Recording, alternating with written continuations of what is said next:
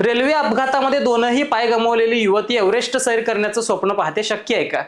असं अनेकांना वाटलं होतं. नाही. अरुणिमा सिन्हा यांच्या बाबतीत मी बोलतोय. अरुणिमा सिन्हा एक उत्तम व्हॉलीबॉलपटू, मात्र एका रेल्वे अपघातामध्ये त्यांना दोन्ही स्वतःचे पाय गमवावे लागले. त्याच्यानंतर हॉस्पिटलमध्ये ठेवल्यानंतर अनेकांकडून असं म्हटलं जात होतं, करुणा व्यक्त केली जात होती, अनेक जण दया दाखवत होते, याचना दाखवत होते. त्यावेळेला अतिशय त्रासलेल्या या अरुणिमा सिन्हा त्या प्रत्येकांकडे बघून अक्षरशः चिडायच्या आणि डॉक्टर त्यांना एक वेळ विचारले होते की तुला आता काय करावं वाटतं. त्यावेळेला अरुणिमा सिन्हा म्हणाल्या होत्या की मला एव्हरेस्टची सैर करायची. अनेकांनी वेड्यात काढण्याचा प्रयत्न केला, पाय असणारी माणसं चढत नाहीत, तू पाय नसताना काय एव्हरेस्ट चढशील.